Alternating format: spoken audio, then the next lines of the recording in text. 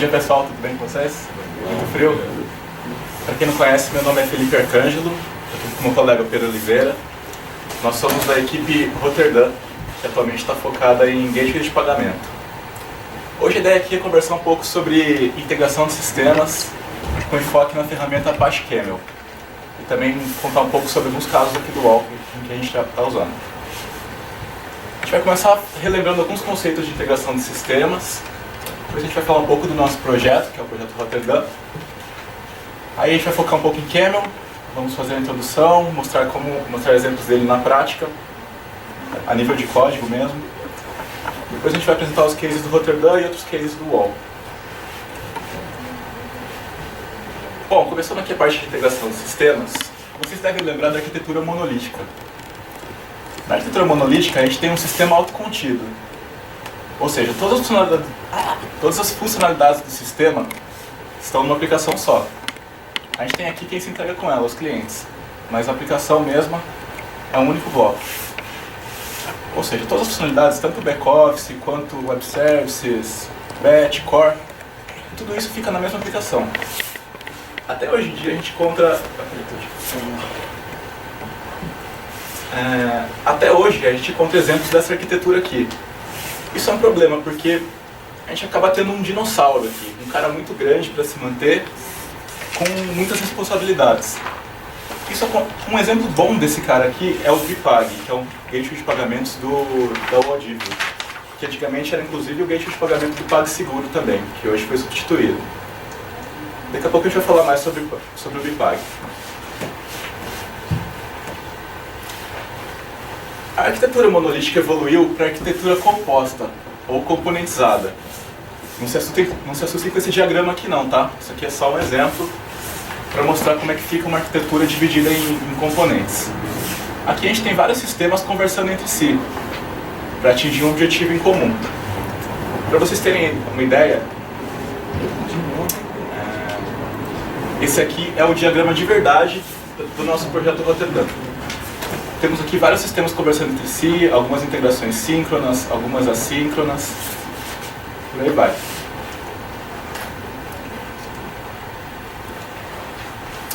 Conforme os sistemas foram se separando e cada um tendo a sua responsabilidade, surgiu a necessidade dos sistemas conversarem entre si.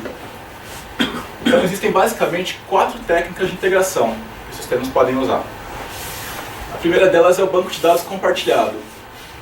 Nesse tipo de integração, a gente tem uma aplicação A e uma aplicação B que não estão ligadas diretamente entre si, porém as duas enxergam um mesmo banco de dados. Quando a aplicação A quer conversar com a aplicação B, então, ela simplesmente escreve nas tabelas do banco. Esse tipo de integração é muito comum no SAP, inclusive é usado aqui no UOL. E é um tipo de integração assíncrona. Todo mundo confortável com o conceito de integração síncrona e assíncrona? Beleza, prosseguindo então. A segunda solução de integração é a transferência de arquivos. Na transferência de arquivos, a gente tem as duas aplicações enxergando um mesmo sistema de arquivos, um mesmo diretório compartilhado. Aí a gente tem uma aplicação A, que é a produtora, que vai gravar um arquivo nesse diretório. E a gente tem a aplicação B, que é a consumidora, que vai ficar escutando esse diretório aqui. Quando chega um arquivo nele, ela pega e processa esse arquivo. Normalmente, esse diretório compartilhado é provido através de um NFS comum, ou então às vezes é usado FTP também. Os formatos de arquivo têm que ser conhecidos tanto pela aplicação A quanto pela aplicação B. Então, nesse caso aqui, a gente tem bastante arquivo EDI, TXTs posicionais e XMLs. No nosso mundo de e-commerce, de gateways, de integração com pagamentos, a gente vê muitos desses casos aqui na vida real, para fazer integrações com instituições bancárias ou com adquirentes. Essa aqui também é uma forma de integração assíncrona. A terceira solução de integração que existe é RPC, ou Remote Procedure Calls. No caso do RPC, a gente tem uma aplicação B expondo os serviços dela para uma aplicação A. Aí a aplicação A pode invocar diretamente os métodos da aplicação B. Normalmente isso é feito através de uma API, disponibilizada pela aplicação que expõe os serviços. Nesse contexto aqui, a gente tem a tecnologia do RMI, que é o Remote Method Invocation. que é um protocolo, inclusive, que o EJB se baseou para fazer invocações remotas. A gente também pode citar aqui os web services, tanto REST quanto SOAP, se a gente imaginar aqui como os endpoints. Das 4 soluções de integração, é importante notar que essa aqui é a única que é síncrona, porque no momento que a aplicação A faz a chamada, acontece o processamento e já é enviada uma resposta de volta. A quarta solução de integração é a mensageria. Na mensageria, a gente tem a aplicação A e a aplicação B conversando através do canal que é uma fila de mensagens. A integração acontece assim. A aplicação A posta mensagens nessa fila e a aplicação B fica escutando essa fila. Conforme chegam as mensagens, ela abre as mensagens e as processa. Aqui a gente pode citar como tecnologia o JMS, que é o Java Messaging Service, e o AMQP, que é o Advanced Message Queuing Protocol. Essa aqui também é um tipo de integração assíncrona. Bom, conforme a integração de sistemas foi se mostrando cada vez mais necessária, surgiu o conceito de EAI, que são as ferramentas de Enterprise Application Integration. O que é isso basicamente? São ferramentas de middleware que servem para prover integração para os sistemas. É lógico, o desenvolvedor poderia ir lá implementar sua própria fila, poderia fazer na mão a leitura de um diretório, poderia fazer um post de FTP na mão para chamar um web service. Porém, na arquitetura de software corporativo, se chegou ao conceito de usar um middleware para facilitar esse meio de campo. Os middlewares provêm para a gente interoperabilidade entre aplicações, integração de dados, desacoplamento, estabilidade, escalabilidade e tolerância a falhas entre aplicações. A gente pode citar aqui como exemplos de ferramentas de EAI, Spring Integration, Microsoft Beanstalk, WebSphere, SAP NetWeaver, Oracle SOA e nosso objeto de estudo aqui, o Apache Camel. Ele é basicamente uma ferramenta de EAI. Essas ferramentas de EAI têm muitas diferenças entre si. Algumas são pagas, outras são gratuitas, cada uma é recomendada para um caso mais específico. Então a gente vai falar com mais enfoque no Apache Camel. É interessante notar que conforme evoluiu o estudo dos métodos de integração, foram surgindo os EAI Patterns. Imaginem de maneira análoga na programação. Conforme a programação evoluiu, surgiram os Design Patterns, né? Que a gente sabe que a gente tem os criacionais, os estruturais e os comportamentais. Da mesma maneira, conforme as soluções de integração evoluíram, foram surgindo os EAI Patterns, que também possuem categorias. A gente pode citar aqui Endpoint, Message, Channel, Routing e Transformation. São todas categorias de EAI Patterns. Existe um livro que é um guia de referência hoje em dia para EAI Patterns, que é esse aqui, Enterprise Integration Patterns. Inclusive, recomendo para quem quiser se aprofundar no assunto. Ele fala mais a fundo de cada um dos tipos específicos desses EAI Patterns.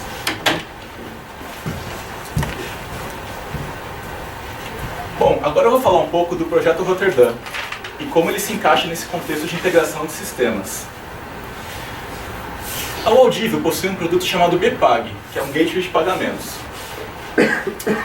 Surgiu a necessidade da Divio tornar o BPAG PCI. O que é isso? PCI é um conjunto de regras de segurança que visa proteger os dados do cartão de crédito. Recentemente, o PagSeguro se tornou PCI. E ele fez isso através de duas ferramentas que o UOL desenvolveu. Foram o Jacareí, ou o PSGW, que é um gateway de pagamentos do PagSeguro, e o Data Fortress, que é um sistema de armazenamento seguro de dados. O PagSeguro foi modificado para não mais guardar dados de cartão, passar a usar esses dois sistemas aqui para fazer transações de cartão de crédito. Foi feita uma auditoria e ele ganhou esse certificado bonitinho aqui, que indica que a aplicação é PCI. Bom, o BPAG também queria. Só que uma manutenção no BPAG seria inviável para fazer isso, porque ele é uma aplicação legada, já existe há muito tempo. Surgiu a ideia, então, do BPAG usar o Jacareí e o Data Fortress para poder também se tornar PCI.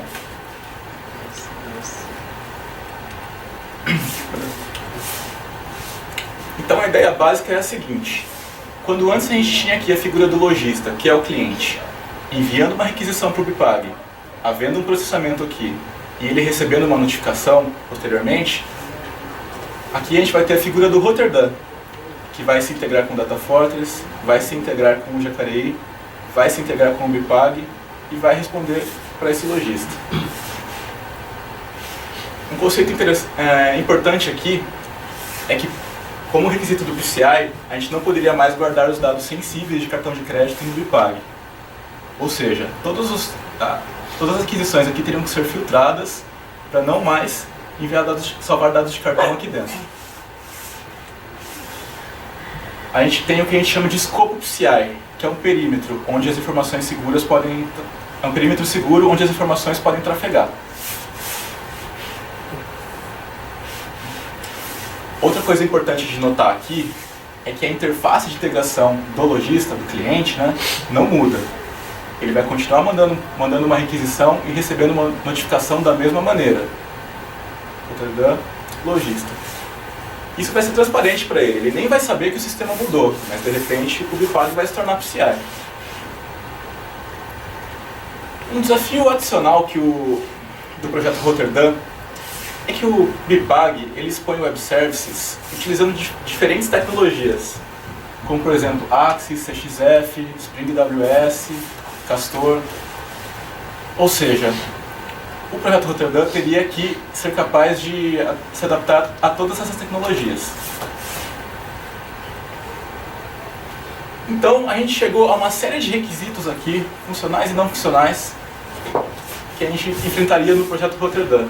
Começamos a procurar ferramentas que pudessem nos ajudar. Estudamos vários casos de IAI, estudamos Spring Integration e chegamos no Apache Camel, porque a gente chegou à conclusão que ele seria um bom cara para ajudar a resolver essa mistureba toda de requisitos. Só repassando rapidamente então, o que a gente precisava?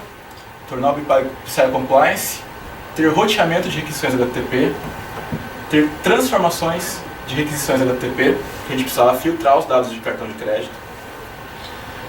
Precisávamos manter transparente para o usuário a integração, ou seja, as interfaces de entrada tinham que ser mantidas. Temos que ter suporte a failover de transações, suporte a múltiplas tecnologias de publicação de web services e poder integrar com dois sistemas novos aqui, o Jacareí e o Data Fortress. Os requisitos não funcionais do projeto Rotterdam são suporte à carga, de pelo menos 3 transações por segundo, e ter o mínimo esforço de mudança possível. Então a gente precisava de uma ferramenta que facilitasse bastante a nossa vida. Então chegamos no Apache Camel.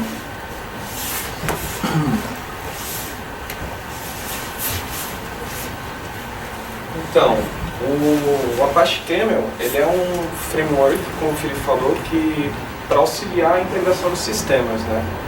Ele é basicamente uma linguagem, né, uma API que te auxilia a você integrar sistemas sem precisar conhecer a fundo todas as tecnologias que você vai usar naquele sistema. Você tem uma linguagem única, onde você escreve naquela linguagem suas rotas de forma simples, assim, tipo, eu quero receber do sistema A, transformar essa mensagem e escrever para o sistema B. E é simples assim, é uma DSL. Então, o que ele é? Um framework baseado em AI patterns, né? No Apache Camel, você, assim, quando você utiliza ele, você consegue visualizar todos os padrões lá que estão descritos no livro. Ele é uma API única, independente de componente. Você, na verdade, você vai plugar os componentes nele e você vai usar a DSL dele para você utilizar esses componentes, né? No exemplo do CXF, TiveMQ, Mina, Spring. Tem suporte a vários tipos de transporte também, que é muito importante, que a gente precisava. HTTP, JMS, AMPP, NIO. Então, e os motivos que a gente optou por Apache Camel é justamente isso. A API fluente dele, você pode configurar o Camel somente com código Java, né? Existe a possibilidade de você configurar com Scala, com XML, só que nós optamos por ele também para reduzir a quantidade de XMLs na nossa aplicação, já que nossa aplicação tem bastante Spring, né? Integração com Spring sem remendos, o Apache Camel assim, é totalmente transparente a integração com o Spring, tá? As rotas do Apache Camel no Spring são beans do Spring também. Facilidade de lidar com payloads diferentes, já que a gente teríamos várias interfaces diferentes, tanto as do BPAG quanto as da agência anti-fraude, que seriam interfaces diferentes, e o Rotterdam precisaria mediar. E suporte a testes unitários, que nem precisa explicação. Então, esse é um gráfico aí meio assustador, mas nem tanto assim. Isso aqui é uma ideia high level, né, da arquitetura do Camel.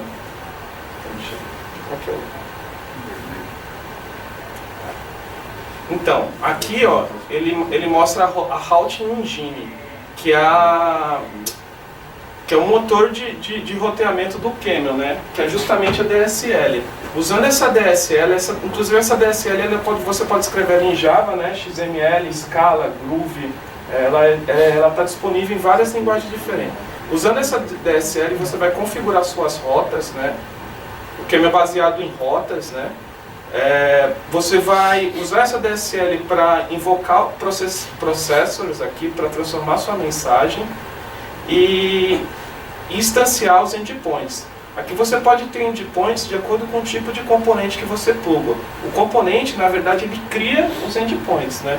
Então você pode ter endpoints que são file, JMS, HTTP, AMQP, JMS já está ali. Vários tipos de componentes. A quantidade de componentes do Camel é gigante, tá?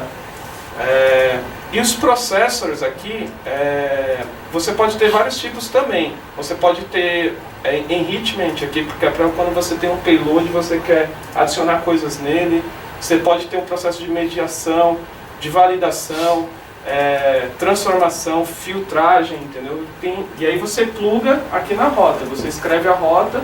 E a partir do momento que o Camel Context sobe, ele vai interpretar essa rota aqui, instanciar todos esses caras aqui e configurar a sua aplicação para utilização. Então, aí aqui eu vou já dar um exemplo aqui dos componentes mesmo, do Camel assim, principais, né? Então aqui a gente tem as rotas, que o Camel é baseado assim, principalmente em rotas, né? Você vai ter sempre integração entre os sistemas baseado em rotas. Existe uma classe principal do Camel, que é o Route Builder, certo? Que é a classe onde você vai utilizar a DSL. O Route Builder ele usa a sintaxe fluente, né? Não sei se vocês conhecem aquele padrão Builder do Java, que você vai encadeando os métodos, né? E aí, para integração com o Spring, tem um suporte que é esse Spring Route Builder. Quando você estende esse cara aqui, ó, e anota com a anotação do Spring, ele se torna um bin do Spring.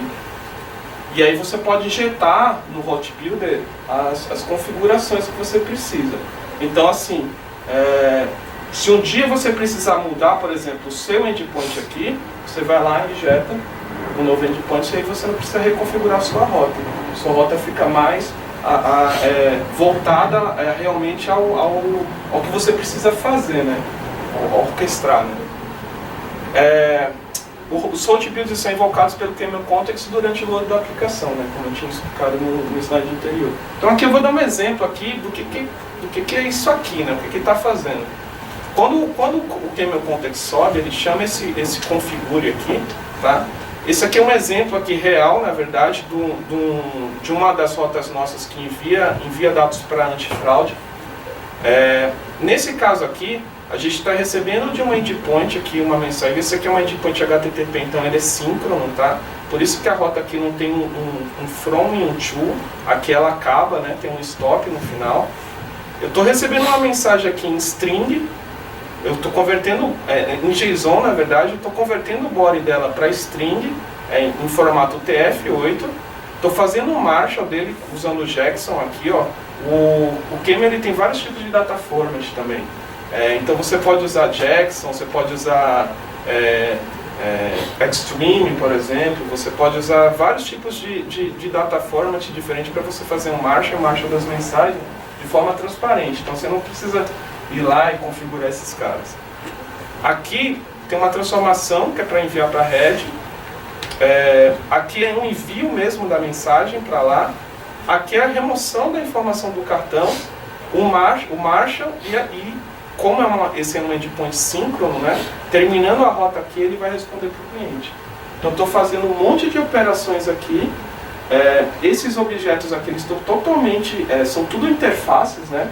Então, eles estão totalmente desencapsulados da minha rota. E isso aqui tem suporte a teste unitário, né? Então, eu não vou fazer uma configuração lá e depois vou subir a aplicação e falar, pô, como é que vai funcionar? Não, isso aqui antes de estar funcionando eu já posso simular o comportamento dele. E aqui, ó, é uma coisa interessante também, que é por esse ser um endpoint HTTP, normalmente HTTP não tem failover, né? Você precisa implementar outros mecanismos por fora para garantir o failover do HTTP, assim, de dentro da aplicação, né? Então, aqui, ó, é o seguinte, se em algum desses momentos aqui rolar uma exceção, eu configurei aqui na minha rota, ó, em caso de exceção você executa um delay aqui de tantos milissegundos. Aqui, ó, você vai retentar enviar esse cara, processar esse cara mais tantas vezes. E se caso não funcionar, você chama esse cara aqui que é um exception handler, que ele vai tratar de acordo com a exceção que foi lançada aqui na minha rota, o que eu preciso fazer. Eu respondo ok para o cliente, respondo não, tenta de novo. Ou eu jogo essa mensagem numa fila, por exemplo, entendeu? Dependendo da exceção que lançar aqui, ele vai tratar para você. Nesse caso aqui a gente implementou nosso exception handler, mas o Camel também tem alguns casos que você pode usar de exception handler padrão, de acordo com o tipo de rota que você tem. Então, os endpoints no Camel são instâncias, né? Na verdade é o seguinte, você tem os componentes que você vai plugar no Camel e eles vão instanciar os endpoints no momento que você declarar na sua DSL, né? Aqui você faz referência ao componente, aqui no caso é o componente file, certo? E aqui é o parâmetro dele. Então normalmente é assim, o nome do componente, 2 pontos, os parâmetros que ele pode receber. Os endpoints são análogos ao padrão message point, né? Eles podem ser producer ou consumer. São normalmente criados pelos componentes do Camel, que eu acabei de falar, né? E são referenciados no Camel via DSL e via URI. Então é o seguinte, no Camel, além de ter a DSL, você tem as URIs. Essas URIs aqui são próprias de cada componente. E aí, como que você descobre essa URI? Você entra lá na página do Camel, lá, no componente que você tem, ele vai ter uma URI lá e vai ter uma série de parâmetros que você vai poder passar nessa URI ou no header da mensagem para que o componente funcione daquela forma. Então você não precisa, por exemplo, entrar no site do cara, descobrir como é que às vezes funciona, afunda a tecnologia dele para usar ela com o Camel. Na verdade não, você vai entrar lá e ver como é que o componente funciona. E aí ele vai fazer esse trabalho para você. Quando você referenciar aqui, ele vai instanciar aqui o componente file e vai jogar lá no Camel Context, lá e configurar na sua rota. Essa rota aqui, ó, é um exemplo de tirar arquivo de uma pasta, inbox, e jogar fazer uma transformação e jogar essa pasta num arquivo outbox, num diretório outbox. Então aqui, ó, eu estou pegando o arquivo, estou convertendo ele para bytes, num formato, estou chamando um bin aqui, ele pode fazer N coisas, né? Depois eu estou setando uma propriedade aqui no header do Exchange, que é o que passa aqui de uma coisa para outra, né? E estou gravando esse arquivo aqui numa pasta chamada Outbox. Aqui eu não precisei dar new file, não precisei fazer input stream, output stream, nada, né? Aqui o Apache Camel foi lá, instanciou as coisas para mim e fez o trabalho, que é o que a gente precisa, né? Então, o Camel Context, ele é análogo ao contexto do Spring e outros caras aí que a gente vê no mercado, né? Ele contém as definições de rota e endpoints. No mesmo contexto do Spring, você pode configurar N Camel Context. Inclusive, você pode fazer eles conversarem entre si, internamente. Então, se, por exemplo, você tiver na mesma aplicação, no mesmo componente do Spring, integrações assim que você quer tratar de formas diferentes, você pode configurar camel contextos diferentes. Aqui um exemplo aqui da configuração do camel com Spring, né? Que é o que eu falei lá no começo, que é a integração sem remendos. O camel ele tem uma configuração que é o context scan. E aí ele funciona exatamente igual ao componente scan do Spring. Na verdade, ele vai pegar o que está na propriedade do componente scan para procurar as rotas dele. Então você vai, na verdade, fazer essa configuração aqui no seu XML, que são 3 linhas, né, de configuração, e pôr isso aqui e anotar suas classes com @component. E aí, o camel, na hora que ele subir a aplicação, ele vai varrer lá, vai encontrar suas rotas e instanciar elas como bin do Spring. E é isso, cara. Não tem muito o que fazer. Então, os componentes suportados é uma outra coisa que assim, comparado com outras ferramentas, é impressionante a quantidade de componentes que o Camel tem. Pra vocês terem uma ideia, o Camel tem componente até para integrar com o Twitter. A MQP, a lista é gigante, cara. Então, aqui ó, a gente coloquei um link, né, para se vocês tiverem depois curiosidade, entrar nesse link aqui e ver a quantidade de componentes. É realmente absurdo, assim. E aí tem um slogan dele, né? Um camelo pode carregar quatro vezes a carga do que os outros animais de carga. Entendeu? É uma analogia. Então, aqui eu vou mostrar um case, né? O primeiro case aqui do Rotterdam, que era justamente da remoção dos dados para o PCI, né? Então eu tinha um dado de cartão aqui, né? Na mensagem original, e aí ele iria passar para uma aplicação nossa, né? Que é um proxy, utilizando o Camel. Ele iria transformar essa mensagem aqui dentro do escopo PCI aqui, mascarando o número do cartão e colocando o token no lugar. Nesse meio do caminho ele iria chamar o Data Fortress, e aqui tudo de forma síncrona, com failover e tudo, né? De acordo com a resposta do Data Fortress, eu teria um tratamento de exceção aqui para responder uma mensagem amigável para o usuário e por aí vai. Dentro daquele message transformer lá, que é o exemplo da rota desse caso. Aqui eu estou recebendo do endpoint do cliente, é um SOAP, certo? Estou fazendo uma transformação aqui, chamando o Data Fortress para remover os dados do cartão, e estou mandando aqui para um outro endpoint, que é o endpoint do Bpag, no final das contas. Então aqui ele está, nesse endpoint aqui, ele está externalizado lá o WSDL do Bpag, e nesse endpoint aqui também.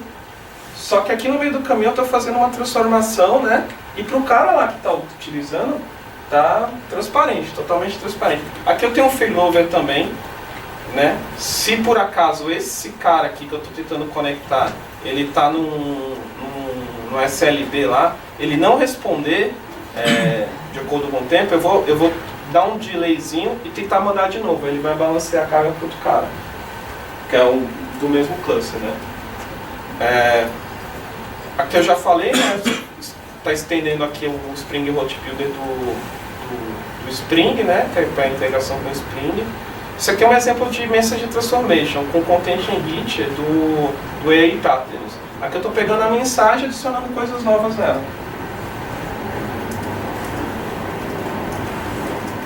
Bom, aqui tem o segundo caso, né? Que é um monte de conexões HTTP que eu vou ter que manter de forma síncrona aqui nesse caso.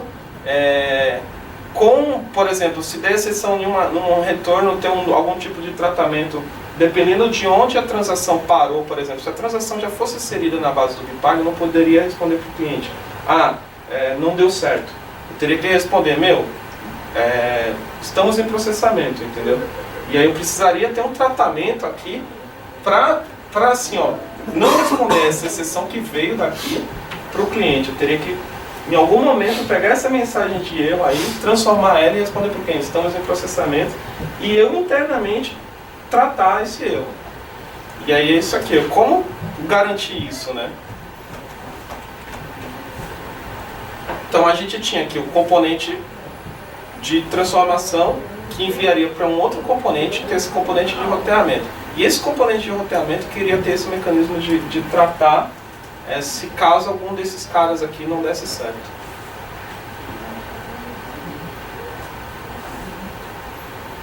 Então, todo esse tratamento é tudo isso aqui. Esse aqui é o exemplo da nossa rota lá do Vault Builder para comunicar. Esse caso aqui é um exemplo de Content Based Routing. Aqui ele tem um Chain Mediator. Então ele vai escolher uma cadeia de comando, na verdade, para tratar o tipo da requisição que ele está recebendo, né, que esse cara aqui ele tem mediando todo mundo de acordo com o payload que ele recebeu. Então é um strategy, na verdade, no final das contas, né? E é isso, cara, não tem muito o que falar. Ó. Se der erro, ó, aqui no caso ele só trata Connection Exception, né? Porque dentro desse cara aqui, na verdade tem outras rotas, entendeu? Outros tratamentos que vão ser tratados nessas rotas. Então você pode também, com a Apache Camel, você pode encadear rotas. Você pode colocar uma rota chamando outra, que chama outra e fazer... montar sua integração da forma como você quiser, utilizando uma linguagem fluente, né?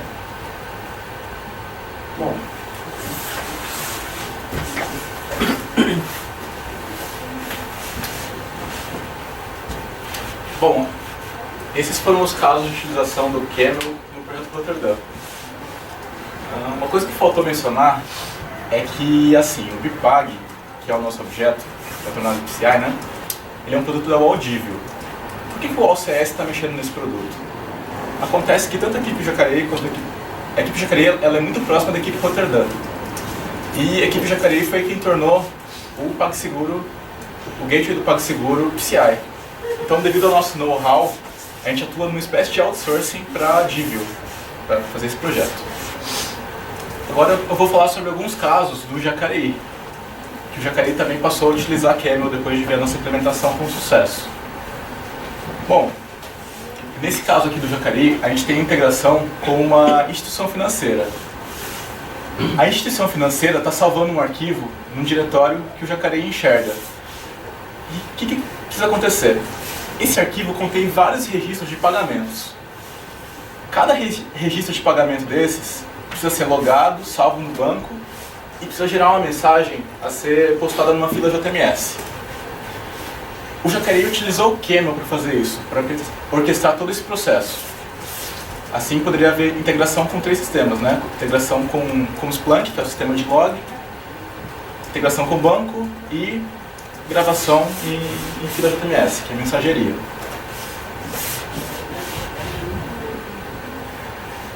Esse tipo de integração caracteriza um ERI pattern chamado Polling Consumer, que é o consumo de um arquivo assim que ele chega na pasta.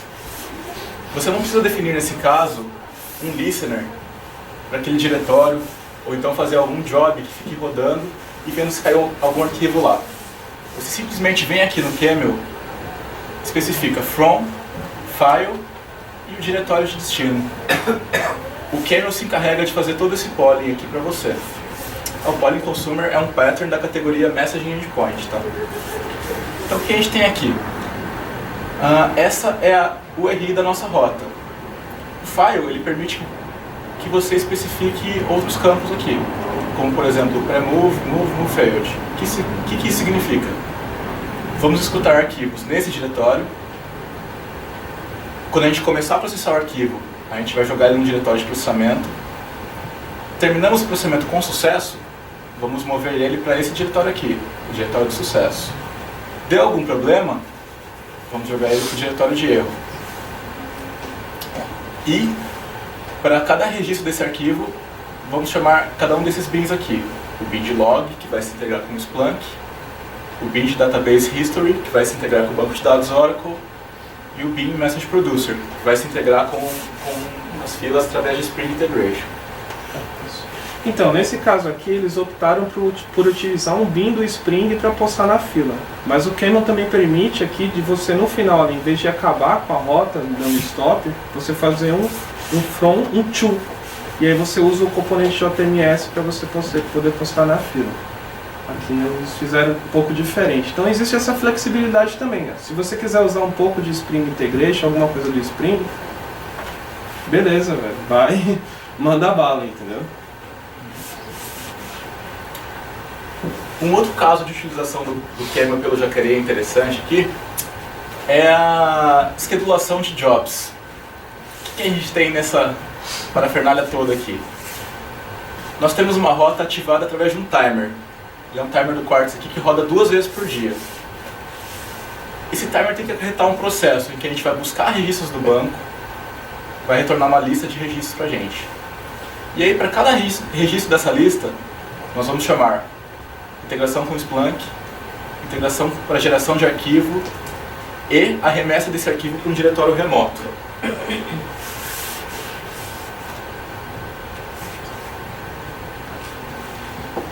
Então aqui a gente tem o padrão UEI Pattern Splitter, que é da categoria Message Routing. Na nossa URI aqui nós definimos o from como a partir de um timer do Quartz. Aqui nós definimos a cron expression, ou seja, isso significa que vai ser rodado 2 vezes por dia.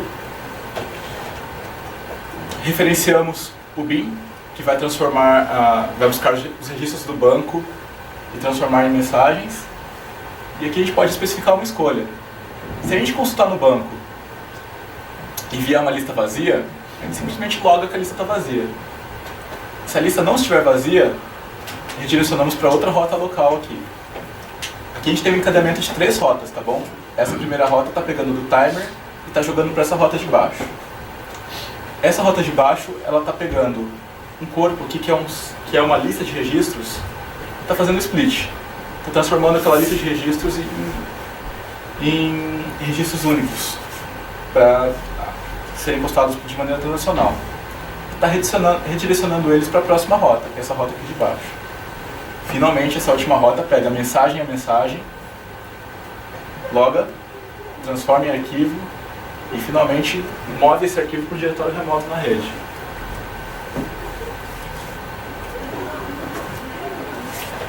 Bom, basicamente, essa é de maneira resumida o uso de Camel pelo Rotterdam e pela equipe Jacaré. O Camel facilitou muito a nossa vida, se mostrou ser uma ferramenta de AI bem interessante, ainda mais para o seu open source também. Existe bastante material referente a ele na internet. E a gente espera que vocês possam passar a usar Camel nas aplicações de vocês também. Dúvidas? Eu tenho mais uma curiosidade. O Spring Integration tem bastante... Bom, eles andam muito juntos, né, em termos de... Bom, tudo implementa esses padrões, né? E o que eu vejo é que o Camel tem muito mais componentes, muito mais, e muito dev, cara, tipo, mais dinâmico, assim, o projeto, né? Parece que ele, sei lá, talvez amadureceu mais rápido. Tipo, provavelmente vocês fizeram estudo prévio, né, sobre todas essas opções, e por que o Camel em relação a Spring Integration? Tipo, o que ele tem de benefício, além, claro, né, dessa quantidade absurda de componentes e tudo mais. Tá certo.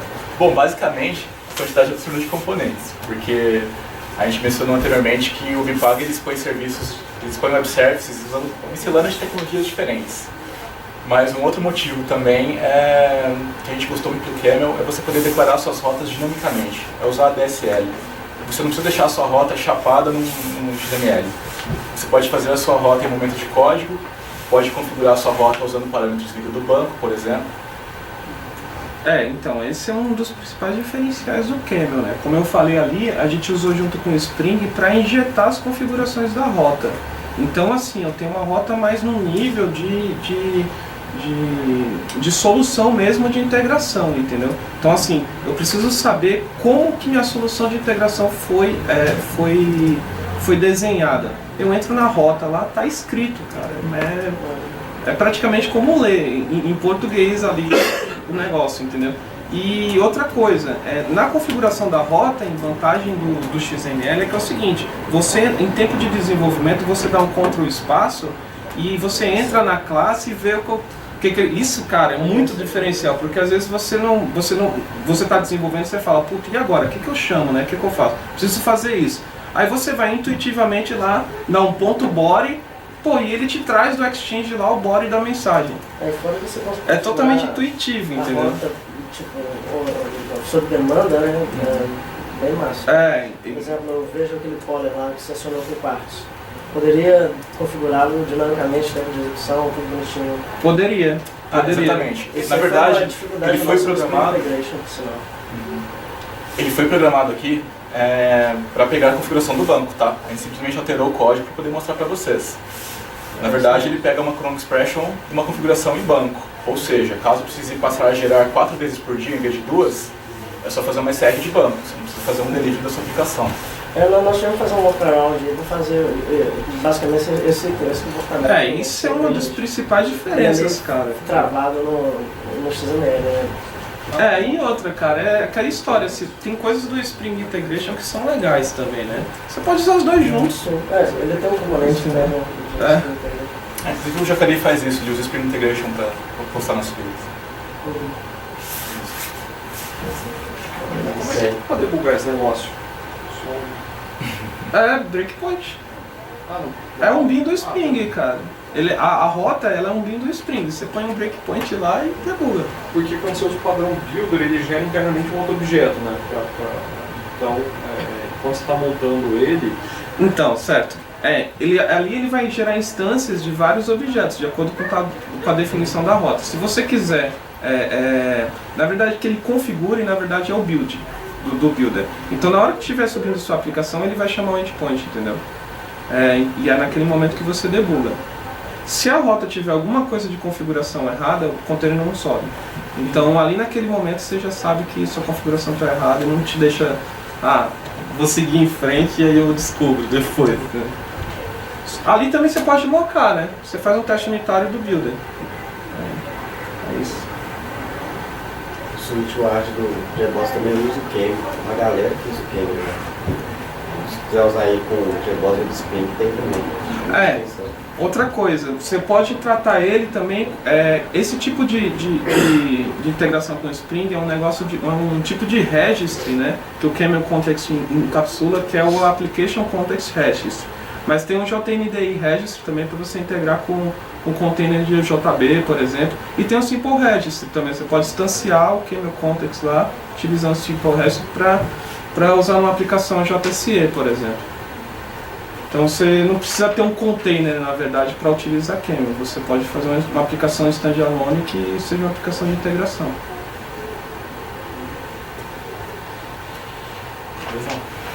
Tem algum livro que vocês recomendam de Camel específico, ou vocês usaram a documentação do site? A própria documentação do site é bem completa. Mas um livro que você pode ver é o Camel in Action. Acho que o Camel in Action ele dá uma abordada legal, assim, uma resumida, assim, legal. A documentação do site é boa, mas assim, também não é tão profunda. Algumas coisas você tem que fazer isso que eu acabei de falar. Você está configurando sua rota, você entra no código lá. O código é muito bem documentado, tá? E é autoexplicativo. Tá? Para quem é programador é uma beleza, entendeu? Não tem muito segredo não. Fora que a prova de aprendizado costuma ser muito simples, muito rápida. Eu passei mais tempo pesquisando os componentes, às vezes, uma coisa específica que eu precisava de um componente do que, na verdade, me preocupando com as coisas do Camel. O Camel é autoexplicativo, cara. É muito bom. Comendo. Beleza, mais alguém? Isso aí, muito obrigado, pessoal.